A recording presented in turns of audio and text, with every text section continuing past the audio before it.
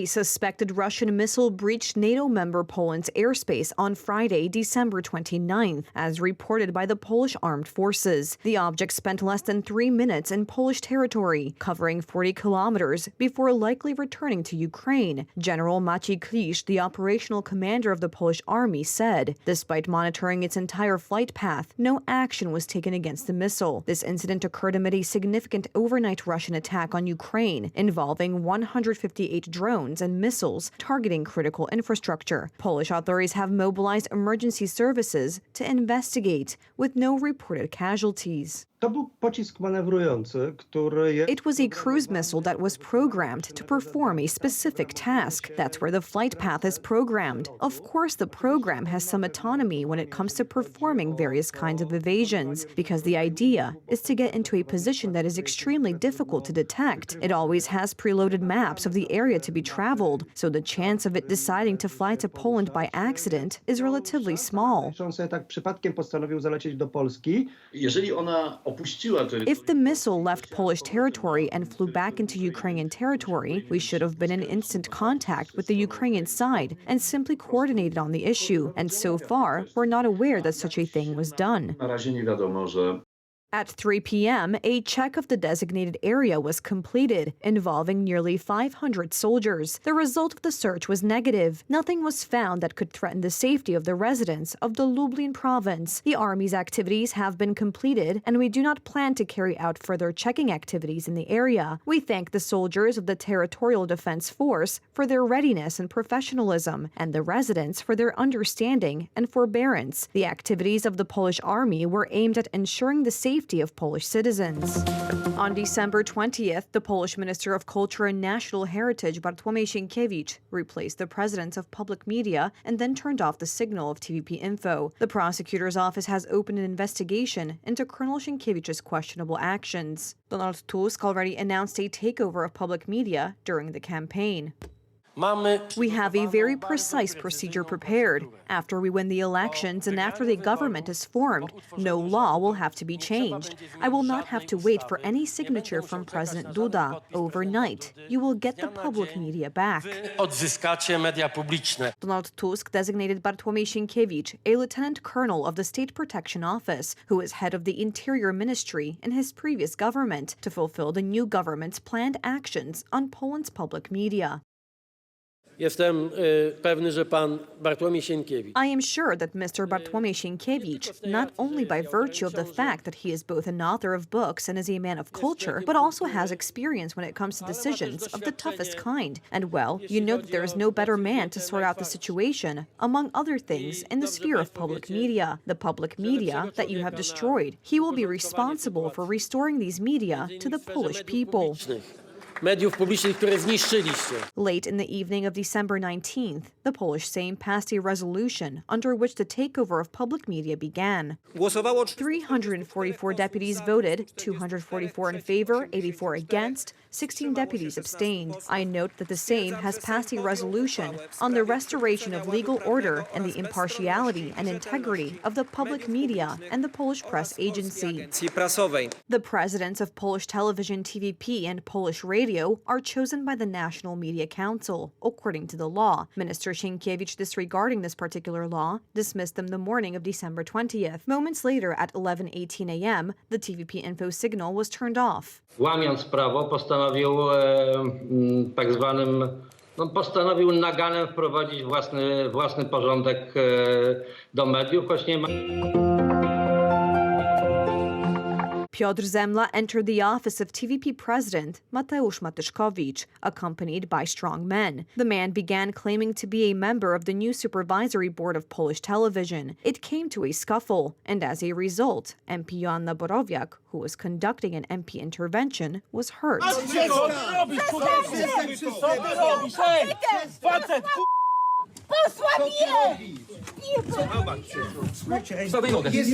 The strong men also entered the Polish Press Agency building, inside were United Right parliamentarians who thwarted the forceful takeover of the Polish Press Agency. Narusza pan nietykalność, co pan robi? Proszę pana, co pan? Proszę zobaczyć, jak działają ci ludzie. Chce pan ponieść konsekwencje prawne? To jest człowiek, który naruszył nietykalność posła na Sejm.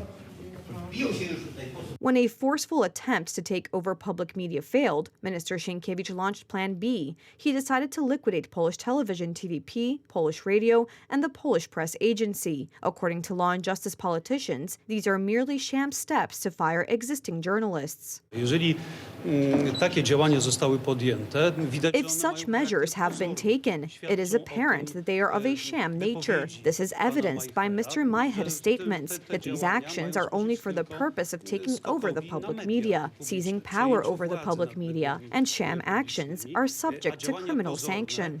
są obłożone sankcją karną. Daniel Gorgosz is responsible for the liquidation of Polish television. As the portal wypolitycy.pl has established, the man is involved in a $1 million scam at a hospital in Rypin. In February 2021, the Rypin District Prosecutor's Office handed over to the District Court in Włocławek an indictment in the case. In addition, Daniel Gorgosz on December 23rd of this year attacked MP Sebastian Kaleta when he was conducting an MP intervention in the television news agency.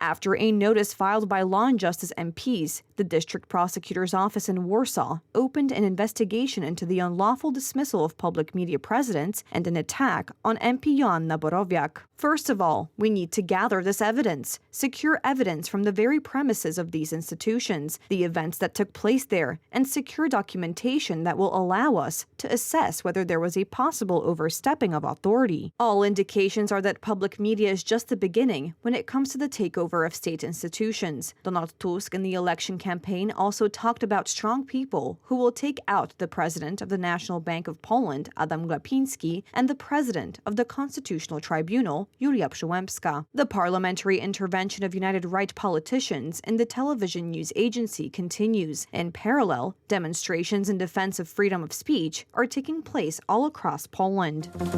On Friday, after Russia launched its largest massive missile attack on Ukrainian cities since the start of the invasion, the UN Security Council held an urgent meeting. The attacked cities included Dnipro, Kharkiv, Lviv, Kiev, and Zaporizhia. A rescue operation is currently underway in various cities in Ukraine where there were hits by Russian missiles. This was the most massive attack. Almost 160 rockets and drones. Our soldiers shot down most of them. More than 100 private homes, 45 high-rise buildings, schools, 2 churches, hospitals, a maternity hospital, and many commercial and storage facilities were destroyed or damaged. It is important for the world to respond to this further manifestation of terror. Many leaders have already declared their support for Ukraine and Ukrainians, for which I am very grateful, and especially to those who have helped our country with air defense, considering that Russian terrorists specifically tried to test the capabilities of our defenses. Our soldiers did a lot today. We will continue to strengthen our air defense and work to turn the war back to where it came from, to those Russian terrorists.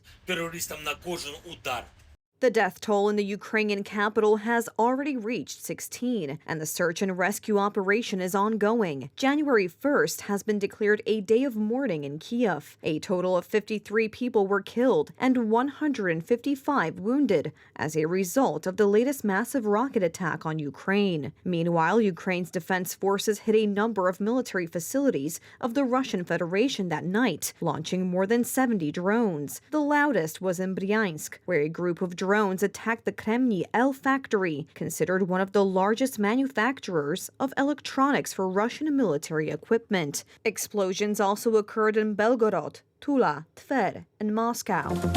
New York City's Times Square is preparing for its iconic New Year's Eve celebrations. On Friday, it was time to test the confetti. Visitors and locals watched as organizers tossed confetti into the air in a few enthusiastic trial runs. So Planet Fitness is here in Times Square testing the airworthiness of the confetti to make sure on the big night that it flies. And every year, because of the people in the square, the energy that they bring, it has flown beautifully, and I have no doubt it will do that today. More than 3,000 pounds or 1,360 kilograms of confetti will be dumped onto about 1 million people attending the famous Times Square New Year's Eve ball drop. By the way, people from all over the world have come to Times Square and they're writing their wishes on the New Year's Eve confetti. Wishes in over 40 languages. You can do it today after this event. The wishing wall is right here in Times Square on Duffy Island. You can write your wish. It gets mixed in with the 3,000 pounds of New Year's Eve confetti. And if you're here at midnight, you can reach into the sky and pull down someone's wish. The first ball drop in Times Square occurred in 1907. The New Year's Eve celebration is among the biggest in the world.